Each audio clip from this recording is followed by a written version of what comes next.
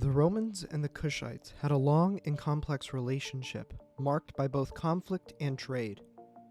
The first Roman interaction with the Kingdom of Kush came after Egypt became part of the Roman Empire in 31 BC.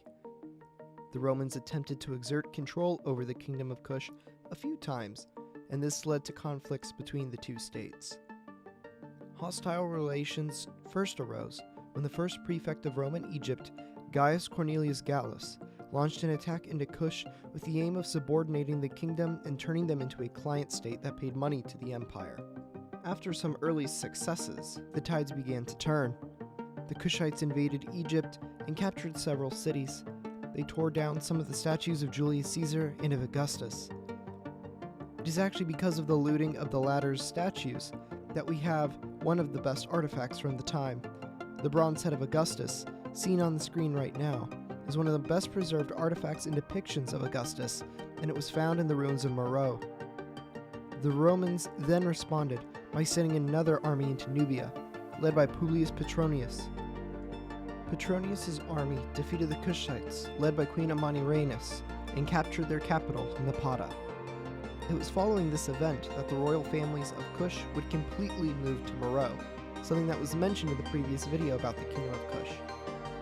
However, the Kushites continued to resist Roman rule, and eventually, the Romans were forced to make peace. Amanirenas led the peace talks and negotiated a very favorable peace that saw Kush annex parts of southern Egypt. After the treaty, the Romans and the Kingdom of Kush engaged in trade. The Kushites traded ivory and gold and other goods to the Romans, and in turn they received goods such as glass and jewelry and household furnishings. This relationship lasted for several centuries, until the 3rd century AD. While this is the main military conflict between the two, almost a second one occurred. In the 1st century AD, the Roman Emperor Nero planned to invade the Kingdom of Kush, but his plans were abandoned after a group of Roman soldiers explored the region and reported back that it was mostly desert and, therefore, kind of worthless. I actually made a video about this topic a while ago, and I highly recommend you go and watch, because it covers some of the other pretty obscure Roman expeditions into Africa. The Roman Empire and the Kingdom of Kush's relationship was complex, and at first, very adversarial.